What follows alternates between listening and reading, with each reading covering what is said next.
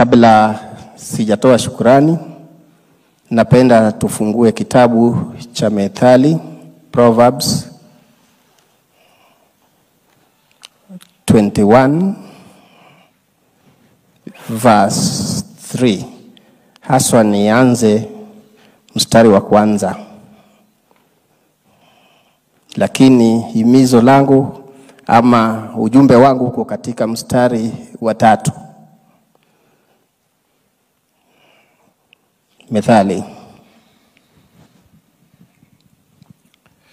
I read from King James. It says, Proverbs 21 from verse 1, it says, "The king's heart is in the hand of the Lord. As the rivers of water, he turneth it whithersoever he will. Every way of a man is right in his own eyes, but the Lord pondereth the hearts." Verse 3. "To do justice and judgment is more acceptable to the Lord than sacrifice."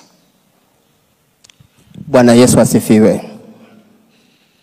Ujumbe mwingine sitaweza kunakili kutoka kwa kitabu chenyewe, lakini kisa cha Kain na Abel ndugu yake. Mwenyezi Mungu muumbaji alitamka neno kuhusu damu iliyomwagika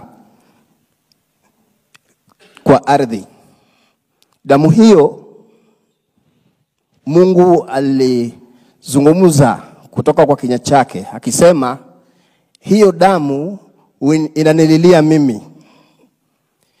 Nikagundua kwamba damu haifi. Damu inaweza kuleta mateso. Ni damu ya Yesu peke yake ndiyo ambayo inabariki.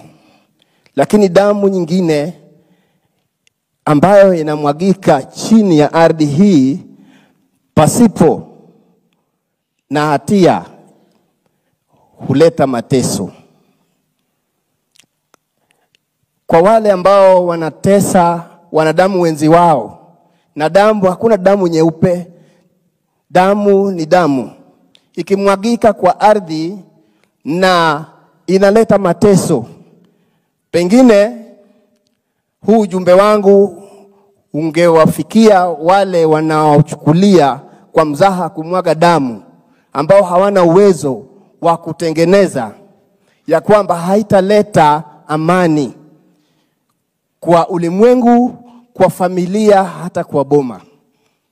Nataka niseme ya kwamba damu hiyo ya Albert ambayo imemwagika bila hatia, walio na uwezo kuona kwamba wanachukua damu ya maisha ya wenzi wao na kumwaga damu ili wabakie katika hali yao na kuficha uovu wao, basi wajue kwamba watabaki na heshima, watabaki na utajiri na sifa za aina yote, lakini hawatakuwa na amani katika maisha yao. Sababu Kain, Mungu alitamka ya kwamba damu ya Abel inamlilia.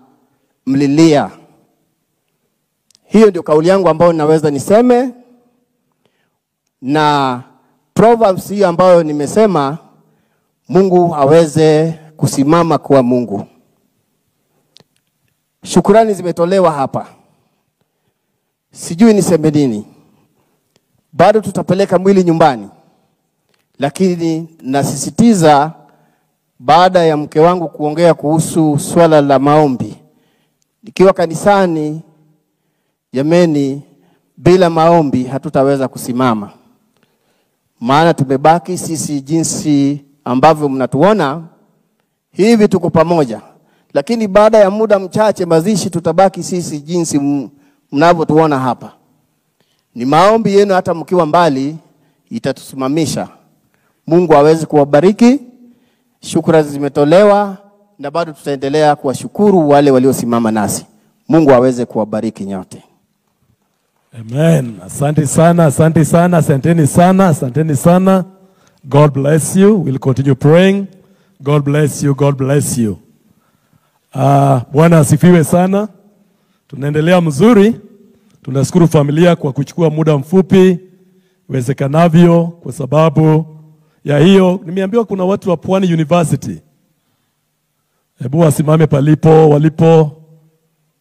The student from Pwani University. Give me one person to greet us, one person only.